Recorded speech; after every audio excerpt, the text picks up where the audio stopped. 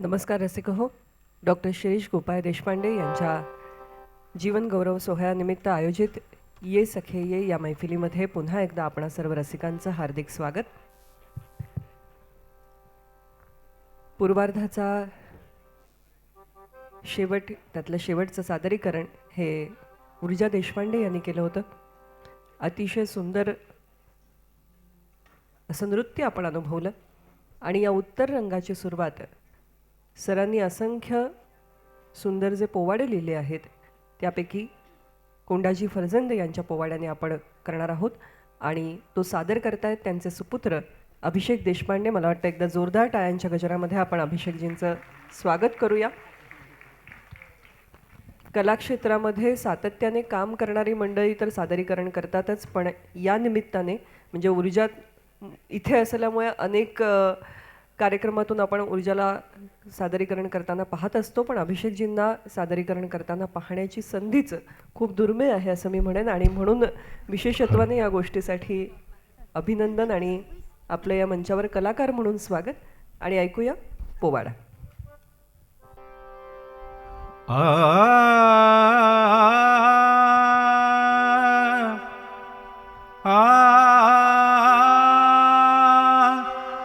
गणपते गणपते विघ्नहारिते सुजनतारिते शारदावरा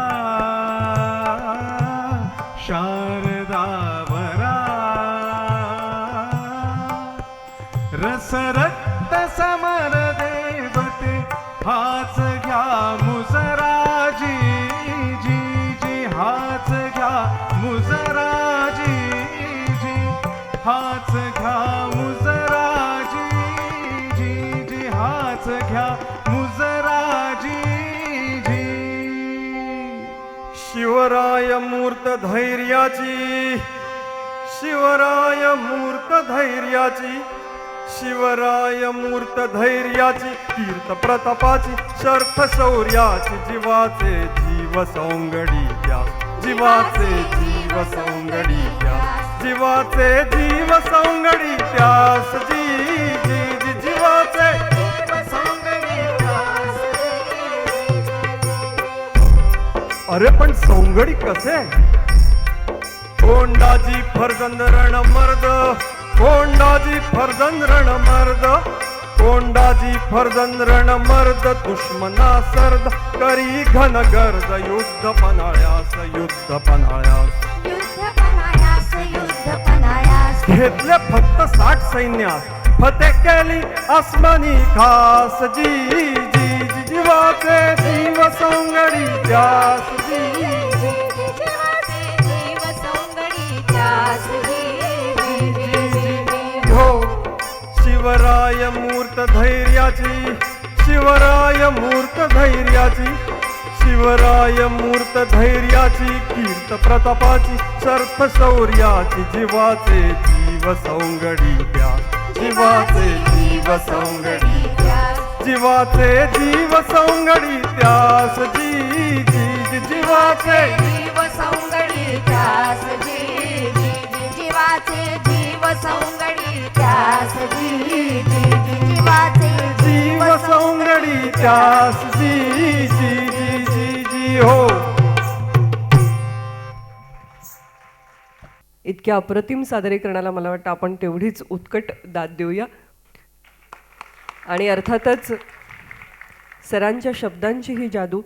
यानंतर मी मंचावरती आमंत्रित करते आहे आपणा सगळ्यांचे अतिशय लाडके गुणी कलाकार आणि ज्यांनी अनेक कलाकृतींना साकार करून पुन्हा एकदा नवीन पिढीचा आपल्या इतिहासाशी ओळख विविध अंगाने करून दिलेली आहे असे सुबोध भावे. सुबोधजींसाठी एकदा जोरदार टाळ्यांचा गजर आपण करूया.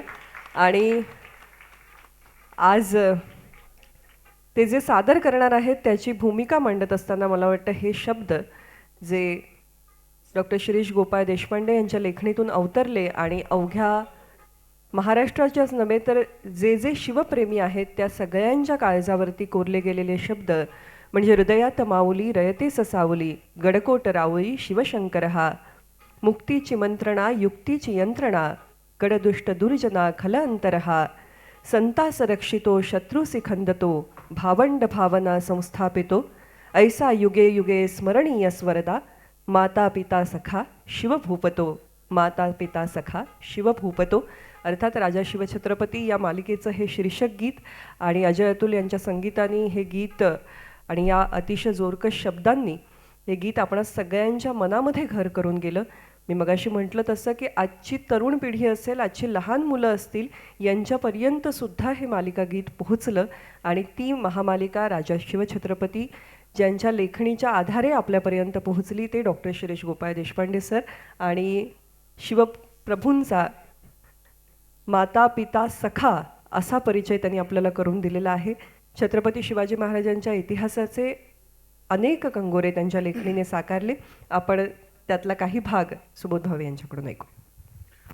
धन्यवाद समीरा. सगळ्यांना मनपूर्वक नमस्कार आणि शिरीषजींनाही मनपूर्वक नमस्कार, त्यांच्या कुटुंबियांना मनपूर्वक नमस्कार. मगाशी गोट्या मालिकेचं शीर्षक गीत लागलं आणि अचानक शाळेमध्ये गेलो की इतकी सुंदर आई आणि मुलाचं नातं दाखवणारी ती मालिका राजदत्ताजी समोर आहेत, त्यांनीच दिग्दर्शित केलेली, शिरीषजींनी लिहिलेली. आणि ते गाणं सुरू झालं की आपोआप तुमच्या डोळ्यातनं अश्रू वाहू लागतात. इतकी सुंदर मालिका आणि ती सुंदर मालिका देणारे आज दोघंही आपल्यासमोर आहेत. त्याच्यानंतर शिरीषजी आणि मी अनेक वर्ष एकमेकांच्या संपर्कात आहोत, काही ना काहीतरी काम करायचं म्हणून. आणि मानापमानच्या निमित्ताने फायनली तो योग आला. 2.5 वर्ष सरांबरोबर मी त्या स्क्रिप्टवरती काम केलं आणि मला असं वाटतं की जे त्यांच्या संपर्कात आले त्यांना हा अनुभव आलाच असेल. पण एक अतिशय प्रेमळ, निस्वार्थी आणि आनंददायी कुटुंब कुठलं असेल तर ते शिरीषजींचं कुटुंब आहे. ते स्वतः, त्यांच्या पत्नी आणि त्यांची मुलं. कधीही त्यांच्या चेहऱ्यावरती मी आजतागायत निराशेची एकही छटा पाहिली नाही. कायम प्रेमाने तुमचं आगत स्वागत, कायम प्रेमाने तुमच्याशी बोलणं आणि एक वेगळ्या प्रकारची सकारात्मक ऊर्जा त्यांच्या घरात आहे, त्यांच्या स्वतःमध्ये आहे. आणि मला असं वाटतं त्यांच्यातलीच ऊर्जा आपल्यामध्ये सुद्धा त्यांना भेटल्यानंतर येते. परमेश्वराचरणी इतकीच प्रार्थना की जो आनंद, जे प्रेम त्यांनी आपल्या सगळ्यांना दिलं, त्यांच्या कलाकृतीतनं दिलं, साहित्यातनं दिलं, तोच आनंद आणि ते प्रेम त्यांना सदैव, त्यांना आणि त्यांच्या कुटुंबियांना मिळत राहो, हीच परमेश्वराचरणी प्रार्थना. अफजल खानाच्या वधाचा हा प्रसंग आहे आणि शब्द अर्थातच शिरीषजींचे आहेत. प्रतापगड. सरदार हिरोजी फर्जंद आणि महाराजांचा खाजगी सचिव मुलगा मदारी मेहतर महाराजांना तयार करत होते.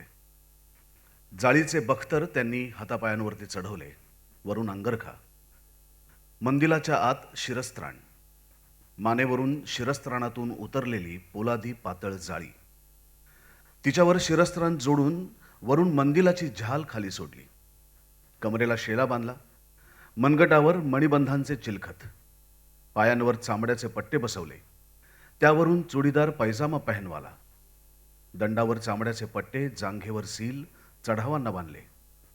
गळ्यात आता केवळ कवड्यांची माळा नाही. आता महाराज हे केवळ स्वतंत्रता सेनानी नव्हते, एक राजा म्हणून भेटत होते. तरीही हलक्या वजनाच्या पण हलक्या नसलेल्या हिरा मोत्यांच्या माळा त्यांच्या गळ्यात चढवण्यात आल्या. मणिबंधाच्या आत 2 मनगटांवर 2 सडपातळ लहान छुरिका आतून लपवण्यात आल्या. डाव्या हातात वाघनखं अशी चढवली की बाहेरून दिसताना रत्नजडित अंगठ्या वाटत होत्या, पण मूठ उघडली तर विकराळ वाघनखं होती. उजव्या हाताच्या बोटांमध्ये मात्र खऱ्याखुऱ्या अंगठ्या होत्या. आणि तिकडे अफजल खानही तयार होत होता.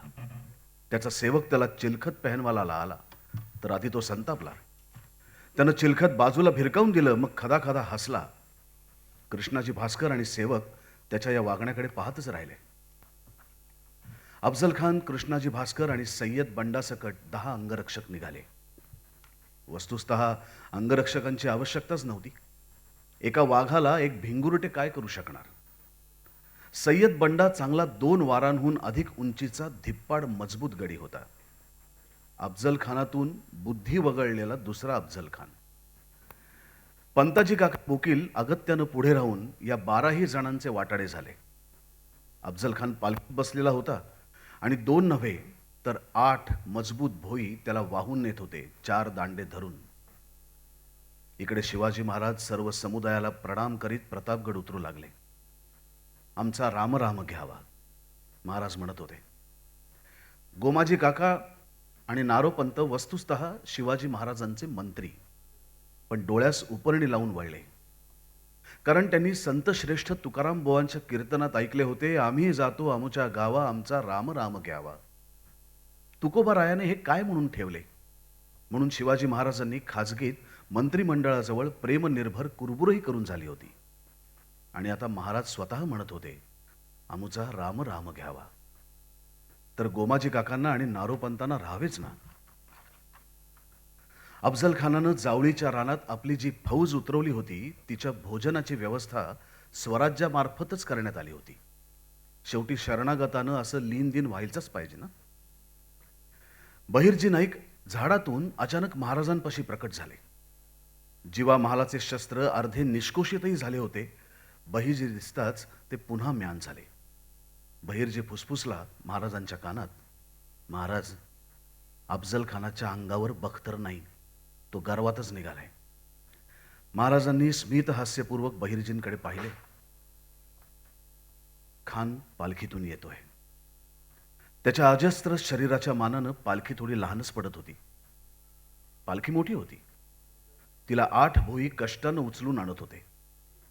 4 दांडे लावलेले होते, 2 पुढे 2 मागे. 8ही जणांची लय नेमकी होती. पालखी कुठेही हिंकळत नव्हती. हे काय, शिवाजी महाराज आणि त्यांचे 10 अंगरक्षक दिसत कसे नाहीत?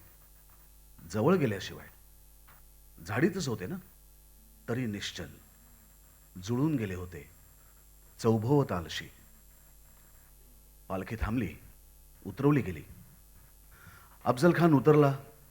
त्याच्या दिसण्यात जामादिमाग कृष्णाजी भास्करांनी सांभाळला. भोई पालखीपाशीच थांबले. तथापि कृष्णाजी आणि पंताजी यांच्या मागोमाग जमीन हादरवीत चालणाऱ्या अफजल खानाच्या मागून त्याचे अजस्त्र आकाराचे दणकट 10 अंगरक्षक येत होते. पंताजी काका आतोनात नम्रपणे खानापाशी आले आणि म्हणाले, महाराज फार भीतात. ही 10 देवदत्त माणसं पाहिली तर महाराज येणारच नाहीत, फिरवा यांना. अफजल खानानं खूण केली. 9 मागे गेले. सय्यद बंडा सोबत राहिला. वळण घेताच समोर विशाल शामियाना दिसला. शामियानावर सोन्याचा कळस लावलेला होता आणि तो तापलेल्या उन्हात झळझळ चमकत होता. पंतू, अफजल खान म्हणाला, सोन्याचा कळस लावण्याचा मान सिर्फ बादशाला असतो. शिवा काय स्वतःला राजाबिजा समजतो की काय? किंचित चिडलेल्या अफजल खानाला नम्रतापूर्वक पंताजी म्हणाले, जी नाही हुजूर, तो कळस तर आपल्या खातिरदारी प्रित्यर्थ लावलेला आहे. महाराजांच्या मनात आपली इज्जत बादशासारखी आहे. अफजल खुश झाला. तंबूत आढ्यतेने प्रवेश करता झाला. शामियानाच्या आत येताच त्याला सगळं ऐश्वर्य दिसून आले. अफजल खानानं हात फैलावून सर्वत्र पाहत म्हटले, ओ हो हो हो हो हो पंतू, क्या शानदार शामियाना है. शाहजी जैसे एक मामूली सरदार का ये नाचीज लौंडा और उसकी ये हैसियत. इतना कीमती असबाब तो शहनशाह शाहजहां के पास भी मौजूद नहीं है. शांतता पसरली. मग पुन्हा अफजल म्हणाला, ओ हो हो हो हो हो ये सारा आप ही का तो है. पंताजी विलक्षण नम्रतेने म्हणाले, ये सब आपको नजर करने वाले हैं महाराज. अफजल बेहद खुश झाला. त्याला आपला आनंद आपल्या विशालकाय शरीरातही मावविता येईना. तो अत्यानंदानं किंचाळत होता, सुभान अल्लाह, इलाही, ए खुदा, ये सब हमारे खातिर. इस इब्लिस शैतान के पास जो इतनी दौलत है, इतनी इफरात से है, ज्यादा है. ए पंतु, खुदा की मर्जी असेल तर इंशाअल्लाह हमारा तो इफलास खत्म हो जाएगा, गरीबी खत्म होगी. प्रभू की लीला अपरंपार है प्रभू. हात जोडून त्यावर मस्तक ठेवीत पंताजी काका म्हणाले. यावेळी कृष्णाजी बाहेरच पाहत होता. शिवाजी राजे येतात. तो म्हणाला, सय्यद, अब बाहर ले जाइए तशरीफ. आनंदानं चिडचिडून अफजल म्हणाला. सय्यद बंडा बाहेर गेला. पाठोपाठ पंताजी काका गेले. पण ते दारापावतरच गेले. महाराजांना सगळं ठीक असल्याची खूण केली. महाराज आत गेले. राजाजी, अफजल म्हणाला, आपकी सद्र तो शाह आदिल शाह से भी बेहतरीन है. माता जगदंबा की कृपा है, महाराज म्हणाले. देवीचं नाव ऐकल्यामुळे अफजलला खाईचा वैतागच आला. पण त्यानं स्वतःला क्षणात सावरलं. संयम ठेवत त्याने आपली समशेर उतरवली. ती कृष्णाजी भास्करापाशी दिली. कृष्णाजी ते वजन उचलण्याचा कसाबसा प्रयास करीत राहिला. अफजल खान 2 पावलं पुढे आला. शिवाजी महाराजांच्या पुढ्यात येऊन उभा राहिला. दर्याद्र नजरेनं तसल्ली देत त्यानं सौम्य स्वरात जहर ओकलं. शायद तुम्ही विसरलेला आहात राजाजी की तुम्ही एक नाचीज शख्स आहात. तरीही यावेळी महाराज शांतपणे त्याला पाहत म्हणाले, देव साक्षी आहे खान साहेब, करावे तैसे भरावे. अफजल खानाला मुळीच काही कळलं नाही. तरीही शिवाजी महाराजांचा बर्ताव पाहून तो म्हणाला, फिर बुजदिल डरता क्यों है. शिवाजी महाराज आपण जणू त्या गावचेच नाही असे साधे आश्चर्य दर्शवित म्हणाले, डर? कोणत्या गोष्टीचा डर खानसाहेब? आम्ही घाबरतो ते प्रभू श्री रामचंद्राला. महाराज साहेब शहाजीराजांना, त्यांच्या बेदाग चरित्र सूर्याला. आपसे भले क्यों डरे. अफजल खानाला शिवाजी महाराजांचं बोलणं म्हणजे एक मगरूर चावटी वाटली. त्याला हसूच फुटलं महाराजांचं बोलणं ऐकून. आपल्या पुढं आलेला हा छोटासा मनुष्य नुसता घाबरटच आहे असे नाही, तर वेडपट पण असला पाहिजे असं त्याला वाटलं. खदखदून हसत तो आसनापर्यंत जात स्वतःचा वाढलेला गुस्सा शमू लागला. शिवाजी महाराज त्याच्या हालचाली आजमावत राहिले. अफजल वळला. मग दात ओठ खात म्हणाला, तू तो इठला रहा है. तुझ्या रंगदारीला सबक शिकायचा आहे काय? इबरत चाहता है? मी तर इनायत करायला आलो होतो, लेकिन इस इजलास में अपने इख्तियार, अधिकार और इतनी इबादत का इजहार किए जा रहा है तू. शिवाजी महाराज त्याच्या वाग्जल्प अतीव मंद स्मिताने पाहत होते. गुस्सा गिळून अफजल खान म्हणाला, तू आपल्या हिम्मत आणि बहादुरीची शेखी मिरवतेस ना? मिरव. उद्धट, धीटपणाचा बनाव करणारा मगरूर मनुष्य आहेस तू. एक लक्षात ठेव की हुकूमत चालते इथे ती आली आदिलशहाची, तुझ्यासारख्या मामूली चुह्याची नाही. आमची हुकूमत झुगारून देऊन बेताल बर्ताव करायला तुला यत्किंचितही शरम वाटत नाही? आमचा मातहबान हाताखाली आहे. असो, तुझ्या आजवरच्या सर्व गुन्ह्यांबद्दल मी तुला माफ केलंय. अफजल खाननं हात फैलावले. ये, तो म्हणाला, मी तुला आश्रय देऊ करतोय. शिवाजी महाराजांनी दोन्ही हात फैलावले. दोघंही एकमेकांच्या आलिंगनात गेले. त्याच वेळी महाराजांनी शेल्यात लावलेला जांबिया काढला. अफजल खानानं आपल्या हत्तीच्या ताकदीनं महाराजांची मान डाव्या काखेत दाबली. त्यानं आपल्या कटारीचा वार महाराजांवर करण्यापूर्वीच महाराजांनी आपला जांबिया खानाच्या पोटावरून पूर्ण फिरवला. अफजल खानाच्या कट्यारीचे टोक महाराजांचे बख्तर भेदून तर जाऊच शकले नाही. अंगरखा फाडीत ते पाठीवरनं फिरले जाळीच्या वरून. क्षणार्धात अफजल खानाला जाणवले की आपला वार वाया गेला असून आपले पोट पूर्ण मात्र खोलवर फाडले गेले. त्याच्या हातातली कट्यार निसटली. कट्यारीचे टोक महाराजांच्या कपाळाला घासून गेले. महाराजांची गर्दन निसटली होती, केवळ सैलपणा नव्हे. त्यानं महाराजांना सोडून स्वतःचं पोट ढळण्यापूर्वी महाराजांचा डावा हात त्याच्या पोटात शिरला आणि वाघनखांच्या साथीनं त्यांनी अफजल खानाचा कोथळा, आतडे सगळे बाहेर काढले. हे सगळे इतक्या निमिषभरात घडले की कृष्णाजी भास्करास किंवा पंताजी बोकेलास काय घडते कळलंच नाही. जेथे अफजल खानाने बसावयाचे त्या गादीचा महाराजांनी आसरा घेतला, कारण मान करकचून दाबली गेल्यामुळे त्यांना जराशी भोवळ आली होती. कट्यारीचं टोक महाराजांच्या कपाळाला थोडंसं घासून गेलं. तिथून रक्त भळभळ वाहू लागलं. त्यांना ऐकू येत होतं, दगा दगा दगा, लव्हा लव्हा लव्हा. त्यांनी पाहिलं तर खान आपली आतडी कशीबशी पोटात घालून शामियानाच्या बाहेर पडत होता. तशातही खानाला आठवलं, आपल्या वाणीतून विजापूरचा अवलियात जणू बोलत होता, दगा दगा दगा, इवा लव्हा लव्हा. महाराजांचा मंदिल जरासा घसरला होता. तो त्यांनी सावरला, जरासा फाटला होता. तथापि आतील शिरस्त्राणानं घाव मात्र वाचवला होता. हे सगळं 4 पळात घडलं होतं. महाराजांनी तक्षणी स्वतःला सावरलं. आपल्या कमरेचं खड्ग त्यांनी उपसलं. पोर्तुगीज बनावटीची ती दुधारी तलवार तळपू लागली. त्यांना तेव्हाच दिसले होते की ठरल्याप्रमाणे पंताजी काका बोकील शामियान्याची एका बाजूची कणात सरकून बाहेर सटकले होते. आत फक्त खानाचा सचिव कृष्णाजी भास्कर कुलकर्णी होता. त्यानं खानाची तलवार उचलून पेलली होती. ती दोन्ही हातांनी धरल्यावर त्या विकराळ तलवारीची भयप्रद मारकी बाजू लखलखू लागली. या तलवारीच्या एका घावानं शिवाजी महाराजांचे उभे 2 तुकडे करता येतील हे त्या कृष्णाजी भास्कर कुलकर्ण्याला जाणवले. ती तलवार आभाळात धरून भोवळलेल्या महाराजांच्या शिरावर युद्ध घोषणा करत त्यानं वार केला. तो वार महाराजांनी आपल्या निष्कोषित तलवारीनं वरचेवर अडवला. पंत, महाराज अगत्याने म्हणाले, आपण जाणे आपणास धर्म वाट आहे. तिकडे खान दगा दगा दगा लव्हा लव्हा लव्हा करत आपल्या पालखीकडे पळू लागला होता. त्यानं आपली आतडी दोन्ही हातांनी धरून आपल्या पोटात कोंबली होती. महाभयंकर आक्रोशानं सारं रान दणाणून गेलं होतं. अफजल खानाच्या गाफील अंगरक्षकांना महाराजांच्या सावध अंगरक्षकांनी ठरल्याप्रमाणे एक एक करून टिपायला सुरुवात केली. अफजल खान वाटेत पडला. त्याचे 8ही भोई पालखी घेऊन त्याच्याकडे धावत सुटली. इकडे कृष्णाजी भास्कराला कसली तरी तिरिमिरी चढली होती, देव जाणे. पण त्याने पुन्हा दुसरा वार केला. तोही महाराजांनी वरचेवर अडवला. म्हणाले, पंत निघा आपण. शिवाजी ब्राह्मणाची हत्या करत नाही. इकडे पडलेला आक्रोश करणारा अफजल खान दिसताच सय्यद बंडाचे भान विस्कटलं.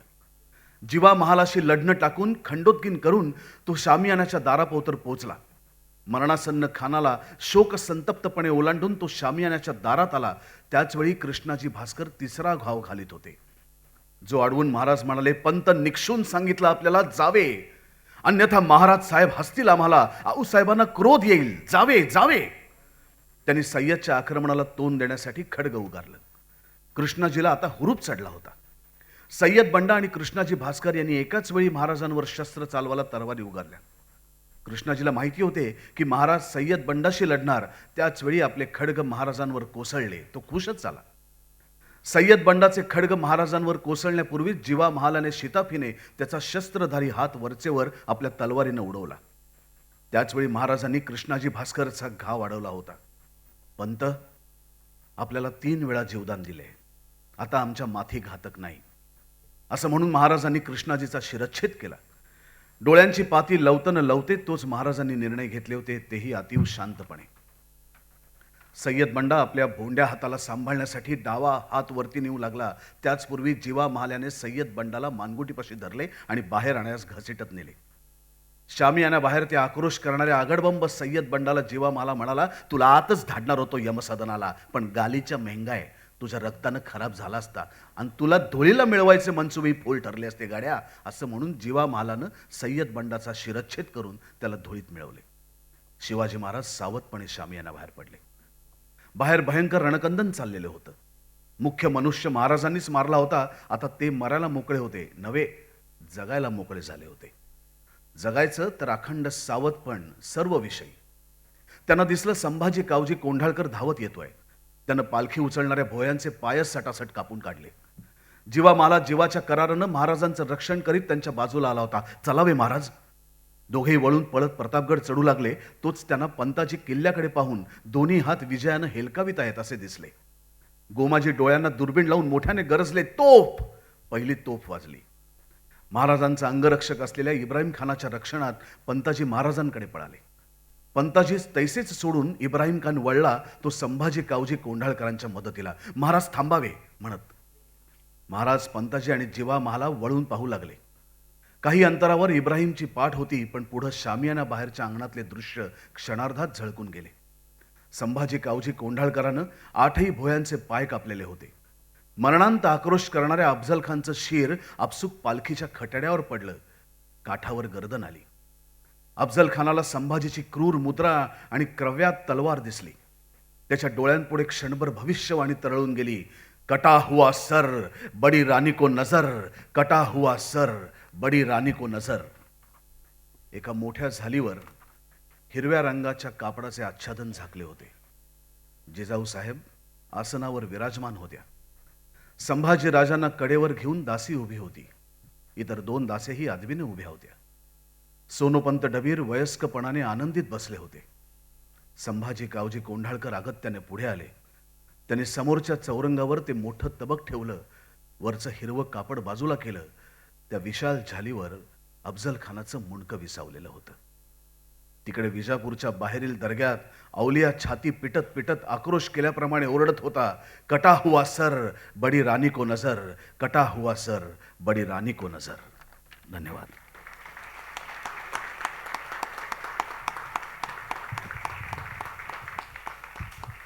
आत्ता या क्षणी आपण प्रतापगडाच्या पायथ्याशी त्या शामियान्यातच उभं राहून हा सगळा संग्राम आपल्या डोळ्यांनी पाहिला. असा जो उत्कट अनुभव आम्हाला दिला. सुबोधजी, मनपूर्वक आभार. मला वाटतं की मराठी माणूस म्हणून आपण जन्माला येतो म्हणून हे असे तेजस्वी शब्द आणि ते शब्द पोहोचवणारा असा अभिनय आपल्याला अनुभवता येतो. हे आपल्याला आपण परमेश्वराचे आभार मानले पाहिजेत की मराठी माणूस म्हणून आपल्याला जन्माला घातलं आणि तो जन्म लाभल्यानंतर आपण छत्रपती शिवाजी महाराजांची कहाणी ऐकत मोठी होतो. ती कहाणी अशी आपल्या सोबतीने येत राहते, हेही आपलं तितकंच मोठं भाग्य. या श्रीमंत शिवकालात डोकावल्यानंतर तिथून बाहेर पडावंसं आपल्याला निश्चितच वाटणार नाही आहे. तेव्हा स्वागत करूया केवळ शिवप्रभूंना जन्म देणाऱ्या नव्हे तर स्वराज्य जननी असणाऱ्या माँसाहेब जिजाऊबाईंचं. नमस्कार. आज माझं परमभाग्य आहे की 2 ऋषितुल्य व्यक्ती माझ्या आयुष्यातल्या समोर आहेत आणि त्यांच्यासमोर मला हे वाचन करण्याचं भाग्य लाभलेलं आहे. आदरणीय राजदत्तजी आणि शिगोदे सर असं आम्ही त्यांना प्रेमाने म्हणतो. राजा शिवछत्रपती मालिकेच्या निमित्ताने माझी त्यांची प्रत्यक्ष भेट झाली. पण मला असं वाटतं की माझं आणि त्यांचं नातं हे विविधांगी आहे. एका लेखकाच्या घरातली मुलगी आहे. माझे आजोबा गोनी दांडेकर आणि शिगोदे यांचा उत्तम स्नेह होता. माझे आईवडील दोघे प्राध्यापक, शिगोदे प्राध्यापक आणि माझे पती वकील आणि साहित्यलक्ष्मीजी वकील आणि ही दोन्ही मुलं कलावंत. त्यामुळे हे संपूर्ण कुटुंब हे मला माझ्याच कुटुंबासारखं वाटतं आणि आज मला विशेष आनंद होतो. ज्या माणसांनी आपला कौतुक सोहळा पाहिलाच पाहिजे, अनुभवलाच पाहिजे, अशापैकी एक शिगोदे आहेत आणि त्यांच्या लेकीनी ऊर्जानी आणि अभिजितनी इतका सुंदर कार्यक्रम आयोजित केला आणि त्यांना तो समोर बसून अनुभवता येतो याचा खूप खूप खूप मनापासून आनंद आहे. मी त्यांना शुभेच्छा देते आणि आरोग्यदायी शुभेच्छा आपण सगळेच त्यांना देणार आहोत.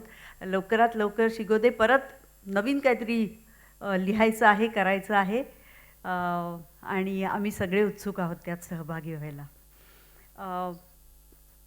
राजा शिवछत्रपती मालिकेच्या मुळे माझा त्यांचा प्रत्यक्ष संबंध आला असं मी म्हटलं. खरं तर माझे आजोबा गोनी दांडेकर यांनी लिहिलेल्या शिवकाल, कादंबरीमय शिवकाल 5 कादंबऱ्या होत्या. माझ्या घरचं साहित्य होतं ते. पण तरीही महाराजांकडे, जिजाऊबाई साहेबांकडे आणि शहाजीराजांकडे, विशेषतः शहाजीराजांकडे ज्या पद्धतीने शिगोदेंनी पाहिलं आहे आणि जे लिहिलं आहे ते खूप विशेष होतं. मी त्यांना खूप तेव्हा चिडवायची की तुमचे शहाजी महाराजच लाडके आहेत, कारण ती तुमची पहिली कादंबरी ना, त्यामुळे तुम्ही उजव्या हाताने ते लिहिता आणि आमचे सीन डाव्या हाताने लिहिता असं मी चिडवायची त्यांना. पण अनेक उत्तमोत्तम सीन्स त्यांच्यामुळे आम्हाला करता आले आणि हे कायम स्मरणात राहील. शिवाजी महाराजांचा इतिहास. नितीन चंद्रकांत देसाई यांची मला आज तीव्रतेने आठवण होते. अनेक वर्षांनी पुन्हा अतिशय अभ्यासपूर्ण पद्धतीने महाराष्ट्रापुढे मांडण्याचं काम नितीनदादांनी हाती घेतलं आणि त्याला एक अत्यंत मजबूत असा खांब म्हणजे शिगोदे होते. त्यांच्यामुळेच हे शक्य झालं आणि आता तर ते यूट्यूबवर सगळे एपिसोड्स तुम्हाला बघायला मिळतात. त्यामुळे ऑथेंटिक पद्धतीने शिवकाळ या पिढीला दाखवण्याचं श्रेय या दोघांचं आहे. आज मला इथे शहाजिजाईमधले काही उतारे वाचायला दिले. मला कल्पना आहे की आता भुकेची वेळ झाली आहे आणि इंटरव्हल नंतर आपण भेटतो आहोत, पण एक छोटे 2 उतारे वाचण्याचा प्रयत्न करते.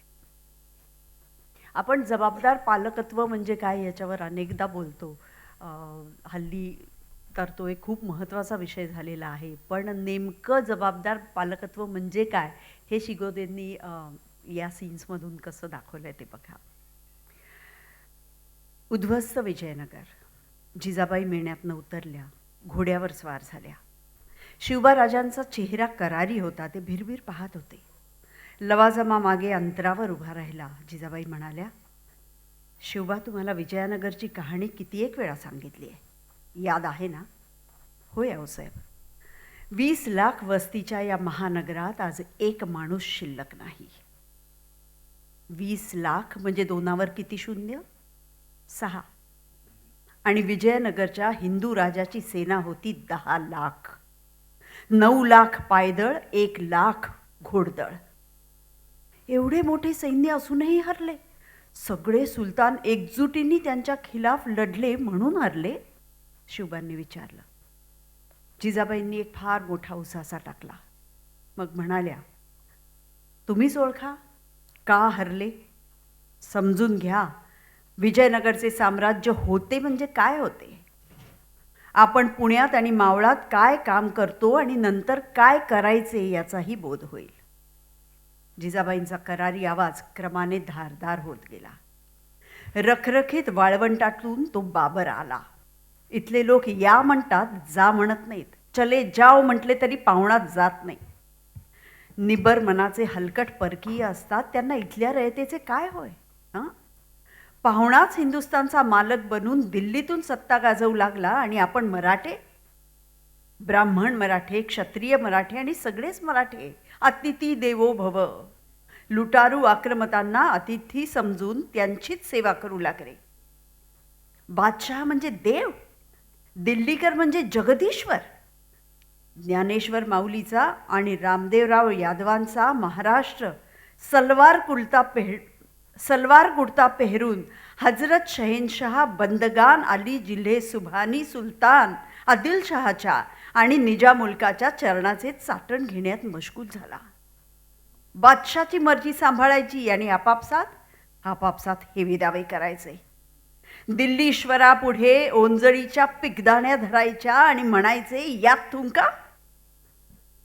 थरथरत राहिल्या जिजाबाई. हौसाय. शांतता पसरली. जिजाबाई म्हणाले, आमचे बाबासाहेब जाधवराव असोत की श्वशूर मालोजी, पिंगळे ब्राह्मण असोत की ढुंडी ब्राह्मण असोत, त्यांना गोरगरिबांचे कष्ट आणि दुःख दिसत नव्हते का? दिसत होते. पण मने मेली की कशाचेच काही वाटत नाही. माणसे अपमानही विसरतात आणि अभिमान पण विसरतात. गुलामीचे कुष्ट चढले की वेदना सरतात. कुरूप नाकांनी हातापायाला चिंध्या बांधायच्या आणि थोट्या हाताने भिक्षा मागीत फिरायचे. जिजाबाईंनी आपली बोटे मुडपून जणू भिक्षा मागितल्यासारखे हात पुढे केले. आपल्या सर्व जातीच्या मराठ्यांच्या मराठी तलवारी पार्थ पराक्रमी आहेत शिवबा, पण ती लढते आहे पारतंत्र्य टिकवण्यासाठी आणि म्हणूनच ते टिकत आहे. म्हणूनच पारतंत्र्य टिकत आहे शिवबा. विजयनगरच्या उद्ध्वस्त अवशेषांपाशी जिजाबाई आणि शिवबा उभे असतानाच शहाजी आणि संभाजी तिथे येऊन पोहोचले. शिवबांनी शहाजीस आणि संभाजींनी जिजाबाईस मुजरा केला. त्यांनी आशीर्वादपर हात उचलले. विरूपाक्ष शंकराच्या दर्शनास एकत्र जायचे म्हणून आलो, तो आपण पोहोचले आहात. शहाजीराजे जिजाबाईंना सूचक साध्या आवाजात म्हणाले. विजयनगर सांगितले. जोत्यावर उगवलेले गवत आणि विवळणारी कुत्रीच सांगतायत विजयनगरच्या हिंदू साम्राज्याची कहाणी. शहाजीराजे कसेसेच हसले. मग म्हणाले, शिवबाराजे, सगळ्याच्या सगळ्या सुलतानांच्या सत्ता एकजूट कधीच झाल्या नाहीत, कधीच होणार नाहीत असे समजू नका. आमच्या विरुद्ध 2 वेळा तरी मोगल आणि आदिलशहा एक झाले आहेत. पण बलाढ्य 4 मुसलमानी सत्ता एकत्र येऊन त्यांनी या देशातले राज्य बुडवले. विजयानगरचे राक्षस तागडीची लढाई झाली. राजा रामराया खूप म्हातारा होता, पण तरुणासारखा लढला. त्याचे सैन्यही खूप होते, 4 सुलतानांच्या सैन्यापेक्षा जास्त. पण सुलतानांमध्ये खुमखुमी होती ती काफिर राजा संपवण्याची. इथे काफिर माणूस राजा व्हायला लागला की सगळे सुलतान एक होतील. मग काय, मग युक्ती करायची. आम्हास कधी साधली नाही.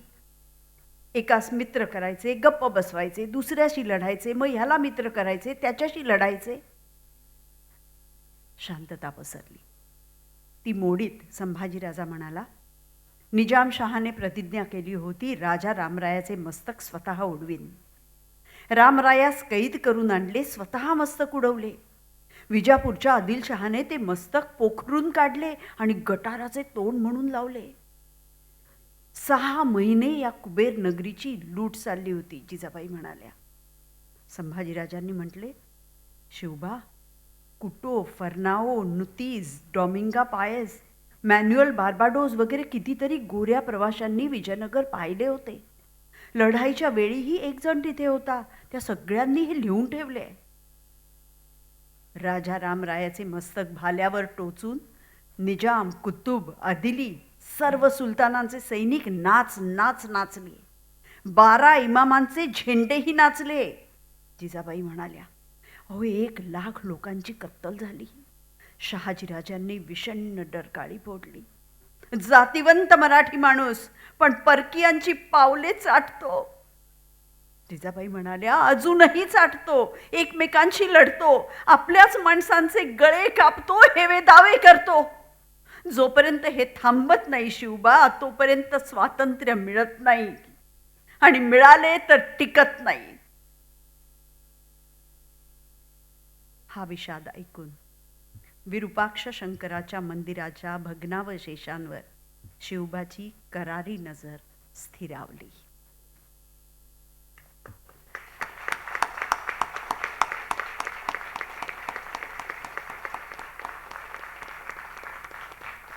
शहाजी राजे जिजाऊ आईसाहेब, त्यांचे मोठे सुपुत्र संभाजीराजे आणि शिवबाराजे, हे काय विलक्षण कुटुंब असेल आणि त्यांच्यामध्ये काय चर्चा होत असतील, काय पद्धतीने ते इतिहासाकडे बघत असतील, याचं इतकं सुंदर वर्णन केलं आहे.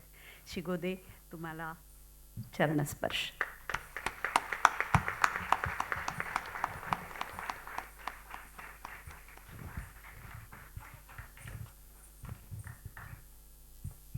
मला वाटतं जसं मृणालताईंनी सुरुवातीला म्हटलं तसं खरंच आपल्याला प्रश्न पडावा की आपण आपल्या मुलांना कसं घडवतो आहोत. आणि त्याच वेळेस एक वस्तुपाठ की माँसाहेब जिजाऊ आईंनी आणि शहाजीराजांनी शिवाजी महाराजांना कसं घडवलं असेल, हा सगळा साक्षात्कार आपण आत्ता अनुभवला. आणि यानंतर आणखीन एका खंडकाव्याकडे आपण वळणार आहोत. आपण पुढे गीतांचाही आनंद घेणार आहोत, त्यामुळे कलाकार सज्ज आहेत. पण आता जे आपण खंडकाव्य ऐकणार आहोत, तो मला वाटतं एक मुकुटमणी आहे या सगळ्या ऐतिहासिक साहित्याचा, जे शिगोदेंच्या लेखणीतून अवतरलं. आणि या साहित्याला म्हणजे या खंडकाव्याला याचा विषयच आहे प्रतापराव गुजरांचा पराक्रम, ज्याच्यावरती कुसुमाग्रजांनी वेडात मराठे वीर दौडले सात सारखं काव्य लिहून ठेवलं आहे. त्या विषयाला जेव्हा हात घातला गेला आणि ते काव्य शिवशाहीर बाबासाहेब पुरंदरे यांनी वाचलं, तेव्हा त्यांनी निःसंशयपणे दाद देताना, शाबासकीची थाप देताना म्हटलं की कुसुमाग्रजांपेक्षाही काकणभर अधिक सरस अशी ही कविता वाचून मी चकित झालेलो आहे. हे उद्गार शिवशाहीर बाबासाहेब पुरंदरे यांचे ज्या खंडकाव्याविषयी आहेत ते आपल्यासमोर सादर करतात आनंद देशपांडे. शिरीष रावांनी लिहिलेले हे जे काव्य आहे ते 11 कडव्यांचं आहे. आणि ते मूलतः बाबासाहेबांनी प्रतापराव गुजर या ध्वनिमुद्रिकेसाठी स्वतः म्हटलेलं होतं. त्या धबधब्याचा आशीर्वाद लाभलेला आणि परंपरा लाभलेला एक झरा तुमच्यासमोर हे आता सादर करण्याचा प्रयत्न करतोय. इसवी सन 1974 साली राज्याभिषेकाला 300 वर्ष पूर्ण झाली. त्यावेळेस काढलेल्या शिवकल्याण राजा या ध्वनिमुद्रिकेत वापरलेल्या वेडात मराठे वीर दौडले सात या प्रतापराव गुजरांवर कुसुमाग्रजांनी लिहिलेल्या काव्याने अवघा महाराष्ट्र वेडावला होता. त्यानंतर पुन्हा त्याच विषयावर कविता लिहिणं हे खरंच मोठं आव्हान होतं. शिरीषरावाने ते आव्हान आपल्या निधड्या छातीवर झेललं आणि जन्माला आलं एक वीरश्रीयुक्त काव्य, सात दौडती सात दौडती. माझ्यापुरतं म्हणायचं झालं तर हे काव्य म्हणजे ज्वालामुखीतून उसळून आलेला रसरस्ता तप्त लावा आहे. दिनांक 15 एप्रिल 1673 च्या आसपास प्रतापरावांनी बहलोल खानाचा संपूर्ण पराभव करून त्याला धर्मवाट दिली. धर्मवाट दिली म्हणजे त्याला जिवंत सोडलं. महाराज त्यावेळी पन्हाळ्यावरती होते. रावांनी बहलोल खानाला दिलेल्या धर्मवाटेची बातमी त्यांना कळाली आणि महाराज संतापले. संतापाच्या भरात महाराजांनी प्रतापरावांना एक पत्र लिहिलं. त्यात त्यांनी विचारलं, सला काय निमित्त केला?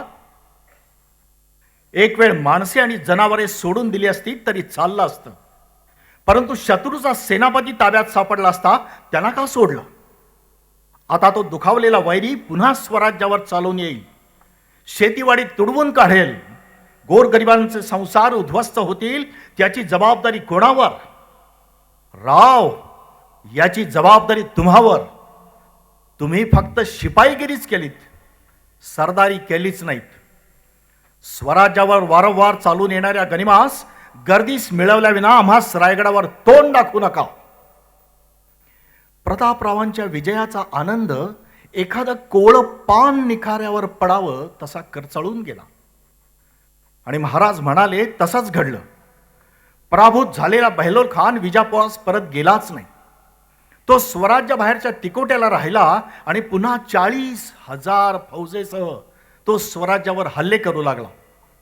काही ठिकाणी स्वराज्याची होणारी नासाडी स्वतः प्रतापरावांनी जाऊन पाहिली आणि ते स्वतःवरच संतापले. महाराज म्हणतात तेच खरं, शत्रूवर दया दाखवायची नसते. आणि एक दिवस, तो दिवस होता शिवरात्रीचा. त्या दिवशी प्रतापराव आपल्या 6 स्वारांच्या निशी आपल्या छावणीपासून दूर टेहळणी करण्यास गेले होते. तेवढ्यात त्यांना समोरून धूळ उसळताना दिसली. त्या धुळीतून बातमी देणारा एक घोडेस्वार दौडत दौडत दौडत प्रतापरावांच्या पाशी आला. घोड्यावरूनच मुजरा करत तो प्रतापरावांना म्हणाला, धनी बहलोल खान पठाण 40,000 फौज घेऊन स्वराज्यावर चालून येतोय. नेसरीच्या रोखाने तो निघाला सुद्धा. आणि राव संतापले. त्यांची शिर तडतडत होती. छातीवरचे बंद अक्षरशः तुटले होते. संतापाच्या भरात त्यांनी आपल्या घोड्यावर मान टाकली. त्यांच्या पाठोपाठ त्यांच्या 6 स्वारांनी मान टाकली. धुमसत होते अंतर त्यातच पडली शिलगावणी. सुरंग उडला मनी उडाल्या ठिणग्या डोळ्यातुनी. राव इरेचा धनी पेटता डोंबच त्याच्या तनी. कडकडत्या खडगात नाचती तृषार्थ सौदामिनी. निप्पा तास वणव्याच्या वडवानल आज अधीर. 7 सतींचे पुण्य आणखी सप्तर्षींचा तीर. अधीर वेडे वीर निघाले 7 शिवाचे तीर. तुफान वेगाने राव नेसरीकडे दौडत सुटले. बातमी सांगणारा तो स्वार मागून ओरडत राहिला, धनी थांबा, धनी थांबा, फौज अफाट आहे, कापून संपणार नाही. निदान मागची आपली फौज तरी घेऊन चला. धनी थांबा, धनी थांबा. प्रतापराव मात्र देहभान विसरले होते. काळाचाही भान त्यांना राहिलं नव्हतं. सूर्य रथाचे अश्व निघाले आले पृथ्वीवरी. चौखुर उधळत धरणी विंधत गेले वाऱ्यावरी. शिवतेजाच्या प्रखर शलाका सरसरल्या सत्वरी. काळोखाच्या छाताडावर थय थय नर्तन करी. जसा ऋषींचा शाप लेवनी उडले मंत्रित नीर. अधीर वेडे वीर निघाले 7 शिवाचे तीर. जयघोष करीत निघालेल्या आदिलशाही फौजेला समोरून धूळ उसळताना दिसली. हत्तीवर हौद्यात बसलेल्या बहलोल खानाला लक्षात आलं की जे कोणी असतील ते थोडेच असले पाहिजे. होते फक्त 7च. इंद्रधनु विसकटले हासत रंग निघाले नभा. 7 रंग उधळले दिगंती प्रलय भैरवी प्रभा. प्रलयंकर उसकटल्या रेषा मोक्षदायिनींच्या. तुफान उठले मनात जैसे 7 समुद्रांच्या. खलनिर्दालन देव कार्य मग कसला त्यात उशीर. अधीर वेडे वीर निघाले 7 शिवाचे तीर. कालिका जणू संतप्त झाली होती. तिच्या 7ही हातातील शस्त्रे तळपत होती आणि एका हाताचे बोट समोर टवकारले होते. बहलोल, बहलोल. तुफान वेगाने समोर येऊन ते 7ही जण त्या 40,000 फौजेवर तुटून पडले. धडाड गरजत किंचाळत तटबंध नभाचे कोसळले. मेघ फोडून शिखर कड्याचे दरीत पडता तगमगले. तलवारींचे जीव आर्तले. रुधिर तृषेने तगमगले. परमेशाच्या अवकाशाला यमपाशाने परतवले. त्यांनी ज्यांना ज्यांना गाठलं त्यांना मरणानेच गाठलं. पण किती लढतील, किती लढतील. अक्षरशः आग उसळली होती त्यांच्यावर. समोर खान आनंदाने ओरडत होता, राव प्रतापराव. ज्याने आपल्याला पाण्यावर तडफडून मारायला लावलं तो प्रतापराव. कत्लेआम करो, कत्लेआम करो. एक पडला, दुसरा पडला, याचा घोडा पडला, त्याचा घोडा पडला. खुद्द प्रतापरावांचं मस्तक उडालं. आपण कधी गेलात का त्या खिंडीमध्ये? तिथला ओढा अजूनही झुळझुळतोय. तिथल्या मातीला अजूनही रक्तझडीचा साद येतोय. तिथल्या दगडावर अजूनही प्रतापरावांच्या घोड्यांच्या टापा ठसठसतायत. तिथल्या हवेत अजूनही प्रतापरावांनी त्यावेळी दिलेल्या रणगर्जना ऐकू येत आहेत. आणि जवळच्या खेड्यात कोणी शाही डफावर थाप देत अजूनही गुणगणतोय. अजून उठते मृदगंधातून रक्त झडीची साद. अजून उठते मृदगंधातून रक्त झडीची साद. दरीत घुमते वादळ धरते रणघोषांचा नाद. थाप कड्यावर देत रंगते एक कथा शाहिरी. 7 चिरंजीवानी केली स्वारी मृत्यूवरी. पुन्हा अनावर खिन्न मनावर उठते रुचा गभीर. अधीर वेडे वीर निघाले 7 शिवाचे तीर. अजून उठती सह्यगिरीच्या दरीत हुंकार. अजून उठती सह्यगिरीच्या कुशीत हुंकार. आवरता हुंदके दाटतो दरीत अंधार. लकेर ये अतृप्त स्वरांची चुकार वाऱ्यावरी. अधीर वेडे वीर निघाले 7 शिवाचे तीर. 7 चिरंजीवांनी केली स्वारी मृत्यूवरी. महाराजांना रायगडावर ही बातमी समजली. महाराजांना अपरंपार दुःख झालं. काय केलं तर राव, हे स्वराज्य अजून नवीन आहे. सरसेनापती म्हणून तुमची काही कर्तव्य आहेत म्हणून बोललो होतो राव. तुम्ही अशी आत्महत्या करावी यासाठी नव्हतो बोललो. माझा राव पडला, आता सैन्याचा बंद कैसा राहतो. खरंच महाराजांना त्यावेळेस काय वाटलं असेल. मला तर असं वाटतं त्यावेळेसच काय, पण बाजी पासलकर, शिवा काशीद, बाजीप्रभू देशपांडे, मुरारबाजी देशपांडे, वाघोजी तुपे, सूर्याजी काकडे या साऱ्या मंडळींनी जेव्हा स्वराज्यासाठी बलिदान दिलं त्याही वेळेस खरंच महाराजांना काय वाटलं असेल. इतिहास पुराव्याअभावी बऱ्याच ठिकाणी मुका आणि बहिरा असतो, पण कवीला ते बंधन नसतं. म्हणूनच शिरीषरावांसारखा प्रज्ञावंत कवी या प्रसंगी लिहून जातो, आकाश पांगळे क्षितिजा वाचून कसा उडावा पक्षी. आकाश पांगळे क्षितिजा वाचून कसा उडावा पक्षी. लेणेच लोपले काय करू ही बिनमोलाची नक्षी. आकाश पांगळे क्षितिजा वाचून कसा उडावा पक्षी. लेणेच लोपले काय करू ही बिनमोलाची नक्षी. सोबती सखा मी गमावला की, सोबती सखा मी गमावला की. रुसला मजवरी राव, भलतेच गाठले सूर्यफुला तू ओसाडीचे गाव. मज दिली अयोध्या, मज दिली अयोध्या तुला लाभले वैकुंठीचे नाव. तू लपला कोठे मला घालुनी देवपणाचे घाव. ही मूर्ती भीषण, ही मूर्ती भीषण नसेल जर का प्रतापमाला वक्षी. आकाश पांगळे क्षितिजा वाचून कसा उडावा पक्षी. आकाश पांगळे क्षितिजा वाचून कसा उडावा पक्षी.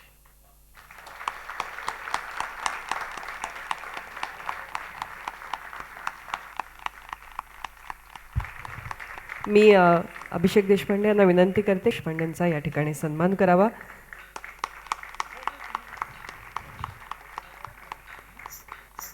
आणि त्याचबरोबर आपण सर्व वादकांचाही या ठिकाणी सन्मान करूया. तबल्यावरती साथ करतायत तुषार आंगडे. यानंतर लावणी सुद्धा होणार आहे कार्यक्रमात आणि त्यावेळेस ज्यांच्या ढोलकीला आपण दाद देणार आहोत तसे प्रभाकर मोसमकर.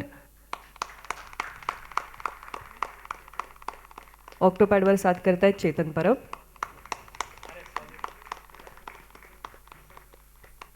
संवादिनीवरती संदीप मेस्त्री.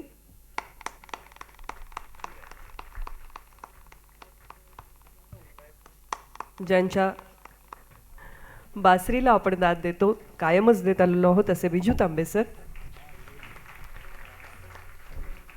आणि या संपूर्ण कार्यक्रमाच्या संगीत संयोजनाची जबाबदारी सांभाळलेले प्रशांत लय. सर्व सहभागी कलावंतांचाही आपण या ठिकाणी सन्मान करूया. गायक संगीतकार म्हणून अवघ्या महाराष्ट्राला सुपरिचित असणारे मंदार आपटे.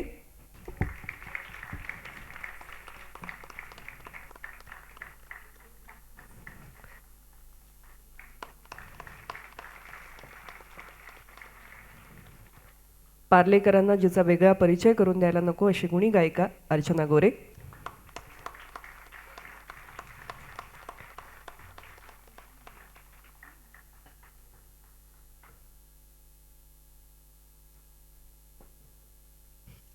ज्यांच्या संगीतबद्ध रचनांचा आज आपण आनंद घेतो आहोत आणि कार्यक्रमाच्या याही टप्प्यात घेणार आहोत माधुरी नाईक.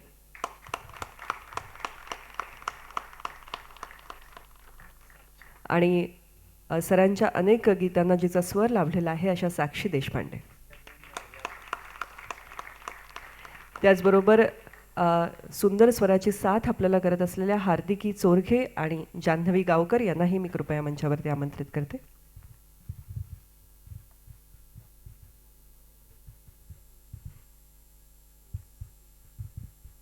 आणि ध्वनी संयोजनाची बाजू सांभाळत असलेले बाबू शेडगे, त्याचबरोबर आज तांत्रिक अनेक बाबी या ठिकाणी आहेत. वीणा गोखले आणि अजय गोखले यांची संपूर्ण टीम यासाठी कार्यरत आहे, त्यांचेही आभार मानते.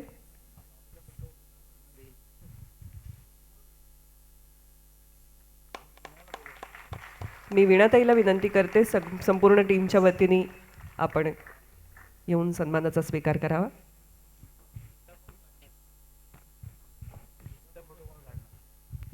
हां, कळीचा मुद्दा आहे की वीणाताईचा फोटो कोण काढणार, तर लगेच चिन्मयी आलेली आहे तिकडून धावून. टीम अशी असली पाहिजे. आणि आपण विनंती करतो मी पुन्हा एकदा की इतकं अप्रतिम निवेदन करणाऱ्या डॉक्टर समीरा गुजर यांना आपण पुष्पगुच्छ देऊन इथे सन्मानित करावं.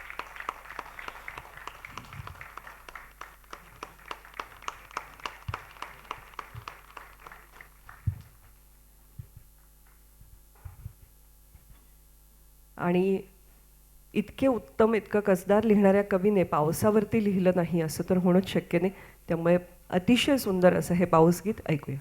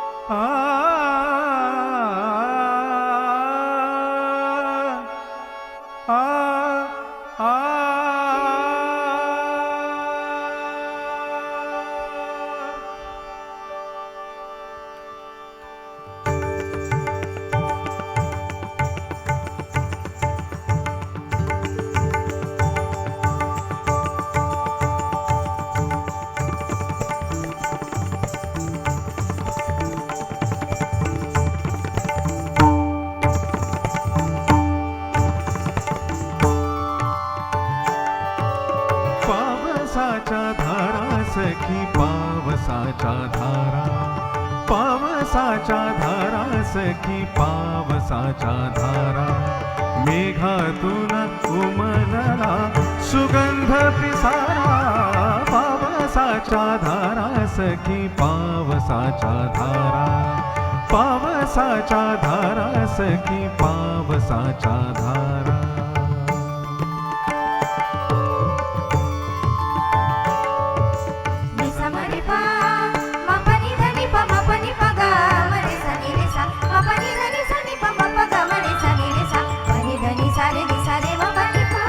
विफल या मनामध्ये दिशाहीन हे तू, हवेमध्ये बांधलेले भासमान से तू. विफल या मनामध्ये दिशाहीन हे तू, हवेमध्ये बांधलेले भासमान से तू. गोठलेल्या जीवनाच्या कोसळल्या गारा, गोठलेल्या जीवनाच्या कोसळल्या गारा.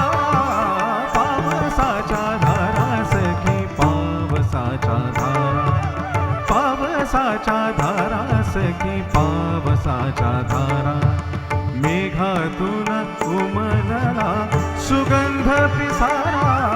पावसाच्या धारा सखी पावसाच्या धारा, पावसाच्या धारा सखी पावसाच्या धारा.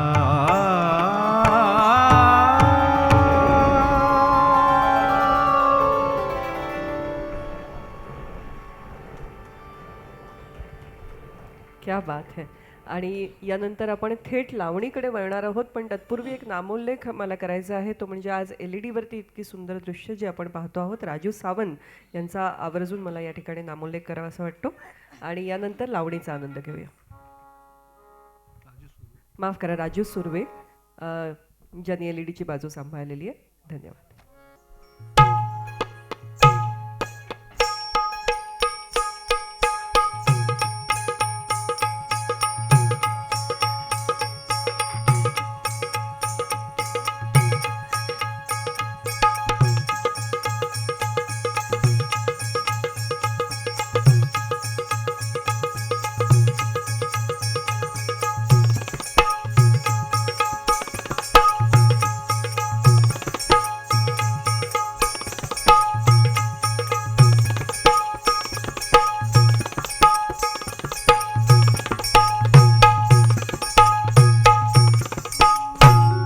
वाटसरा तू विचार केवळ दह्या दुधाचा भाव. वाटसरा तू विचार केवळ दह्या दुधाचा भाव. चतुर गवळणी सांगत नाही कधी कुणाला नाव. चतुर गवळणी सांगत नाही कधी कुणाला नाव.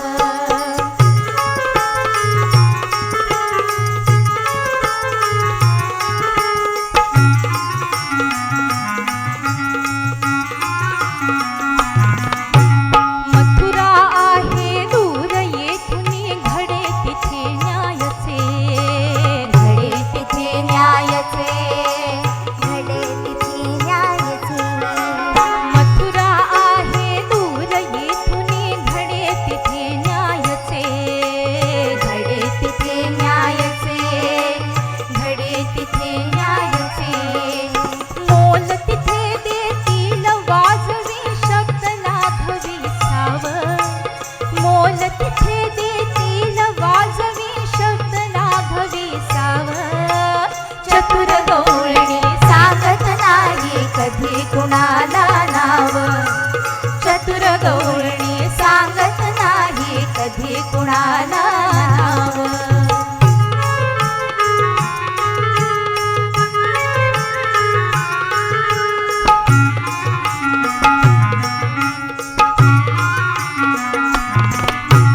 नकोल बाडा असा हसू तू तुझ भरली कावा. नकोल बाडा असा हसू तू तुझ भरली का बाव. ईश्वरा मागे पडला शिवलग माझा गाव. ईश्वरा ईश कसे हा रूप पालटून आला कृष्ण मुरार. कसे हा रूप पालटून आला कृष्ण मुरार. घावन कोरे श्याम मधुर हा जुनेच रूपडे दाव. घावन कोरे श्याम मधुर हा जुनेच रूपडे दाव. चतुर गवळणी सांगत नाही कधी कुणाला नाव. चतुर गवळणी सांगत नाही कधी कुणाला नाव.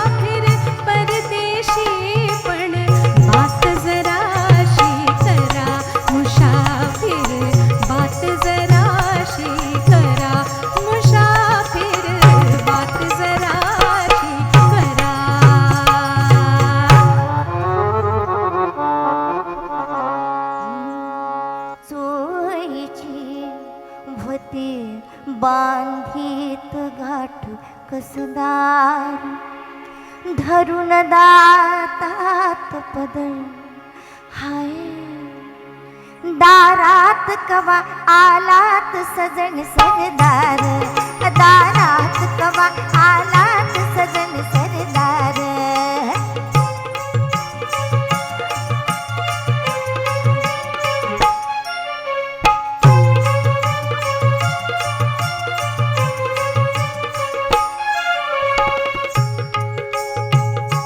लागली धाप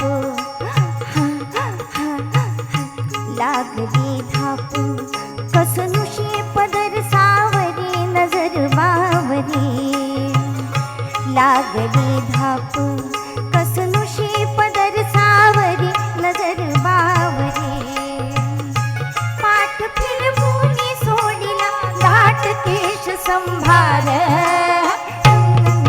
दारात कवा आलात सजन सरदार दारात कवा आलात सजन सरदार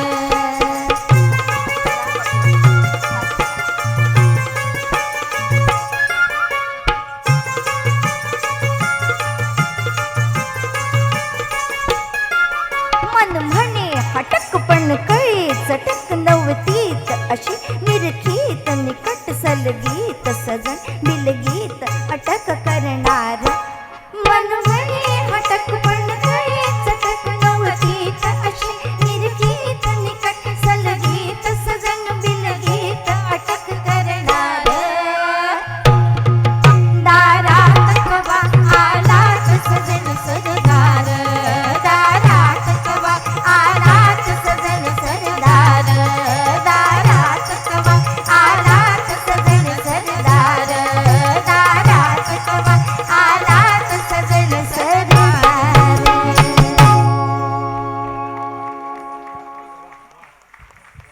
वा ऊर्जा. आणि म्हणजे एक छोटं लेकरू सांभाळून नृत्य साधना करून इतकी ठसकेबाज लावणी सादर करणं हे निश्चितच मला वाटतं अजून जोरदार टाळ्यांची दाद नक्की ऊर्जाला आपण देऊया. आणि आजच्या सोहळ्याच्या अंतिम पर्वाकडे आपण वळतो आहोत. इतका वेळ आपण इतकी सुंदर साथ दिलीत त्यासाठी मनपूर्वक आभार. आणि मला आणखीन एक नामोल्लेख आवर्जून करायचा आहे आमची अक्षरा नाईक हिचा, कारण आज आलेल्या मान्यवर दिग्गजांच्या प्रतिक्रियांपासून ते आपण सगळे रसिक आज इतक्या प्रेमाने या ठिकाणी आलात. तुम्हा सगळ्यांच्या प्रतिक्रिया त्यांनी नोंदवून घेण्यासाठी जे सहकार्य केलेलं आहे आणि एरवीसुद्धा आमच्या मागे जी काही स्टेजच्या मागे धावपळ सुरू असते त्या सगळ्यातच आमचे अनेक स्नेही मित्र अतिशय प्रेमाने सहभागी झाले. त्या सगळ्यांसाठी एकदा जोरदार टाळ्यांचा गजर करूया. सरांच्या लेखणीचं वैविध्य जे आहे त्याला किती दाद देणार, म्हणजे अतिशय छोटा किंवा तोकडा आहे हा प्रयत्न आजच्या कार्यक्रमाचा. इतकं विपुल सरांनी लिहिलेलं आहे आणि सगळंच आपण पुन्हा पुन्हा अनुभवावं असं आहे. पण या लेखणीतून अशी एक खानदानी लावणी जशी अवतरते त्याच लेखणीने कितीतरी आरत्या लिहिलेल्या आहेत. पण सरांनी लिहिलेली आरती ही किती वेगळ्या ढंगाची असू शकते की ती भारत मातेची आरती आहे. आपल्याकडे कुठेही अशा पद्धतीने भारत मातेची आरती लिहिल्याचा या आधीचा कुठलाही संदर्भ नाही. सरांनी ती एक टाकी लिहिलेली अशी भारत मातेची आरती जी आज केवळ महाराष्ट्रात नव्हे तर खरोखर भारतभर अगदी आसाममध्ये सुद्धा गायली जाते. अशा भारत मातेच्या आरतीने आपण या कार्यक्रमाची सांगता करणार आहोत.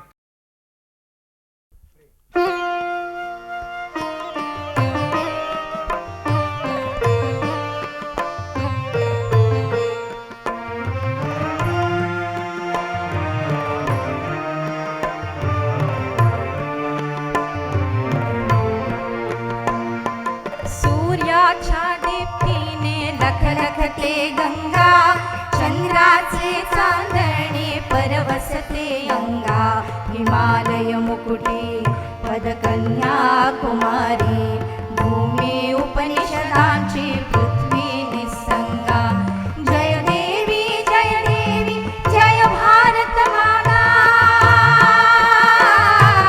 जय देवी जय भारत माता आरती करतो तव गातो जय गाथा जय देवी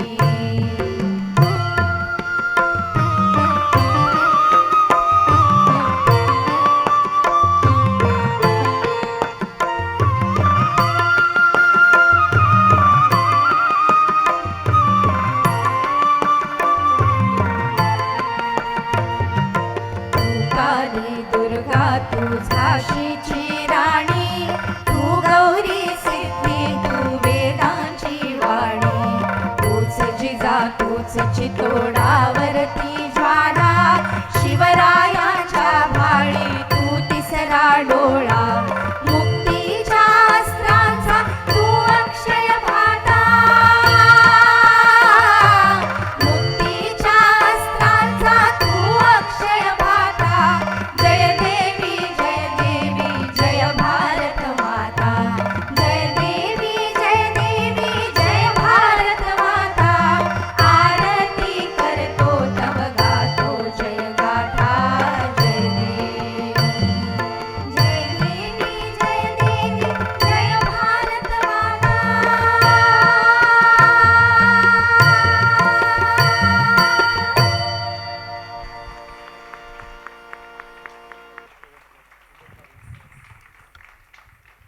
धन्यवाद. पुन्हा एकदा सगळ्यांचे मनपूर्वक आभार आणि आपणा सगळ्यांच्या वतीने डॉक्टर शिरीष गोपाळ देशपांडे यांना उदंड निरामय आयुष्याची ईश्वरचरणी प्रार्थना.